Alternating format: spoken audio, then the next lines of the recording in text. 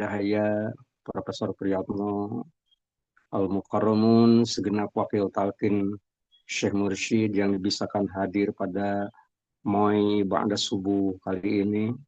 Nampak hadir Kiai Anang, nampak hadir yang terpelajar Profesor Kiai Haji Subandi Nur Muhammad.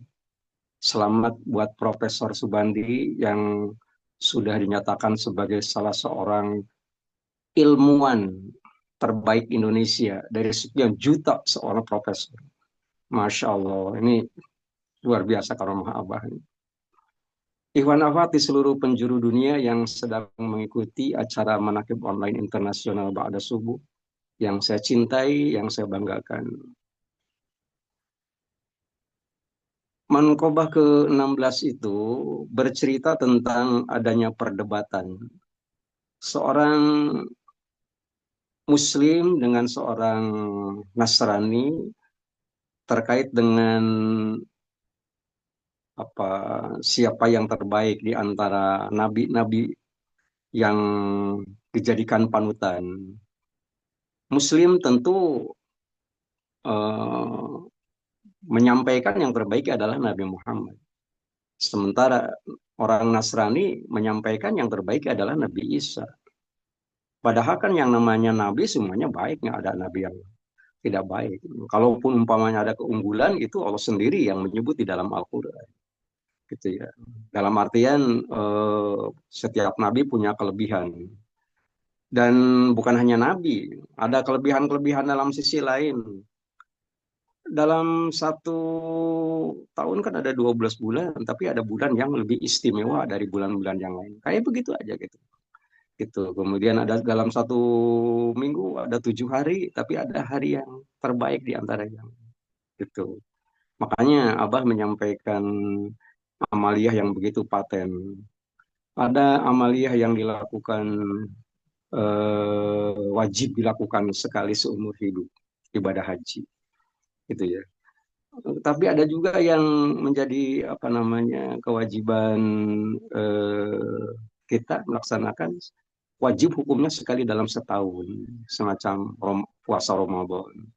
Ada yang wajib dilakukan oleh seorang Muslim sekali dalam seminggu, itulah sholat Jumat.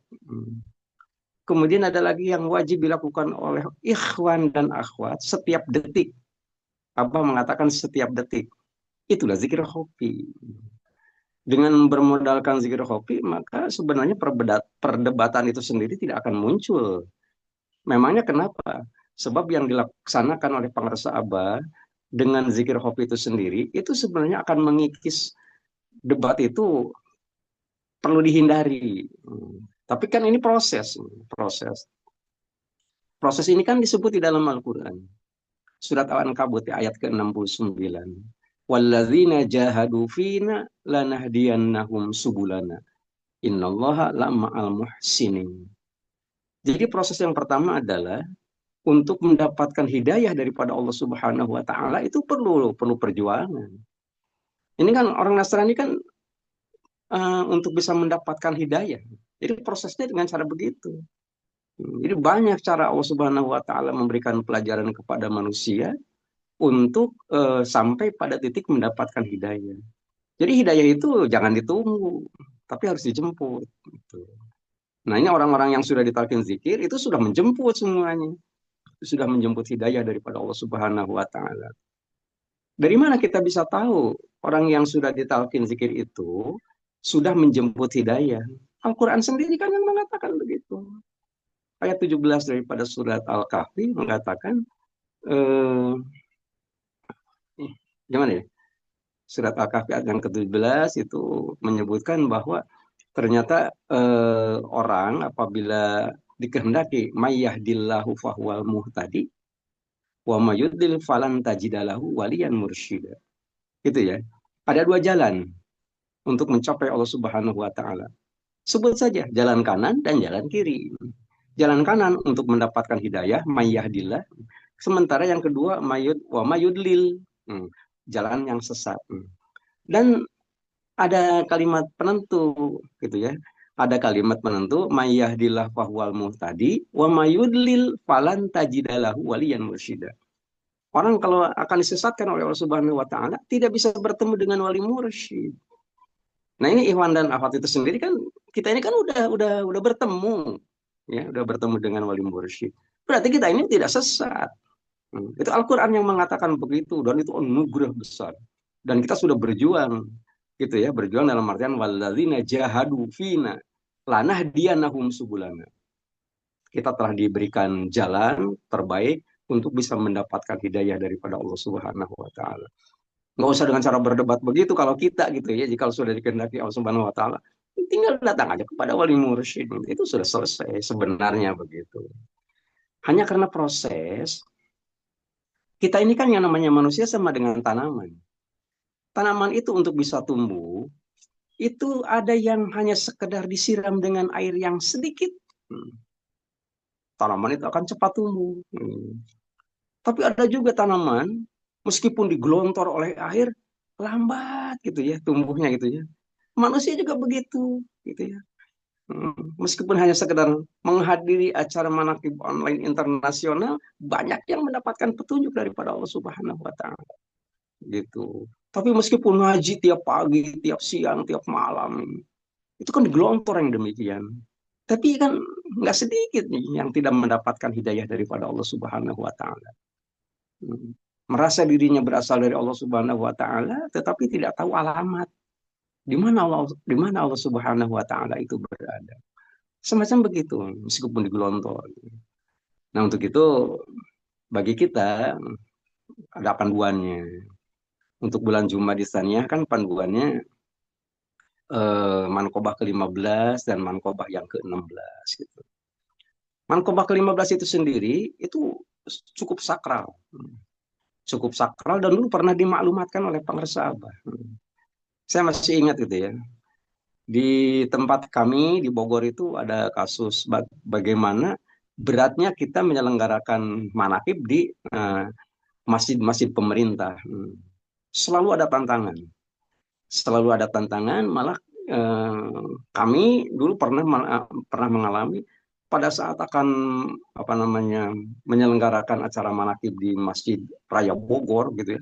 Itu semuanya sudah ACC semuanya gitu ya. Tapi 2 hari ya, 2 hari sebelum hari H-nya ternyata ada penolakan. Dan penolakan itu ternyata dari orang yang nggak suka gitu ya. Nah, kemudian kita lapor kepada Abah. Apa kata Abah? Kalau pipi kanan sudah tergores, pipi kiri jangan diberikan. Begitu. Oh, kalau gitu jangan dipaksakan. Oke. Berarti tidak batal. Ya. Maaf, berarti manakib di Masjid Raya Bogor itu batal? Tidak. Manakib tetap dilaksanakan. Hanya tidak waktu itu belum bisa menghadirkan secara fisik pengarsa Abah. Itu. Kemudian selang beberapa tahun kami juga begitu atas saran dari pengarsa Abah, kenang-kenangan, ada cikal bakal manakib Bogor macam-macam gitu. Kami memproses kembali kegiatan manakib di Masjid Raya Bogor. Apa yang terjadi? Tantangannya luar biasa ini. Gitu. Ditolak lagi. Kemudian kami pindah ke tempat yang lain, masjid yang lain.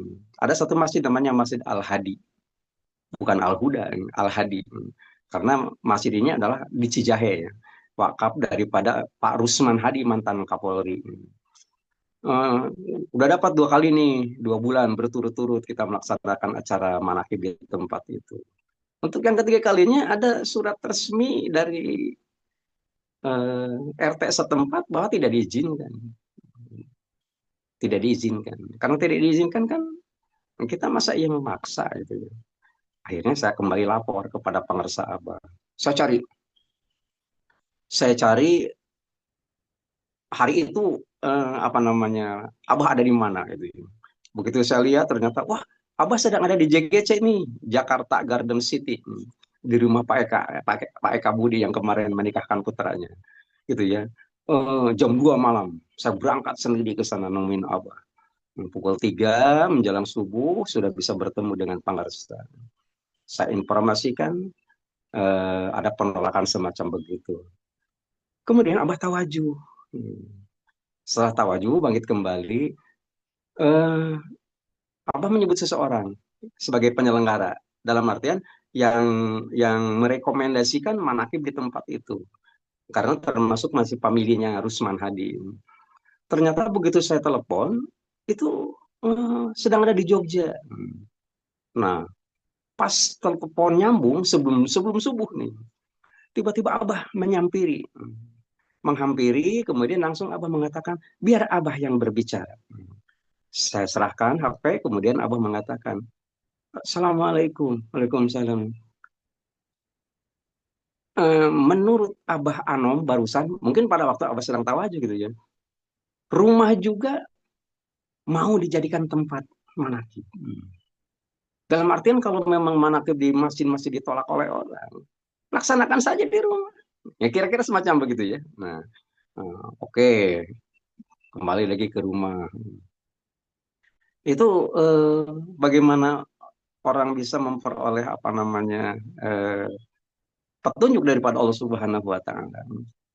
Sekali waktu kita kenal ya Al-Matin Parung ya, ada Masjid Riyadus Solihin. Kita sudah beberapa kali manakiban, termasuk Pekarsa Abah. Sekali waktu ingin menyelenggarakan manakib di situ dalam rangka ulang tahun macam-macam lah gitu.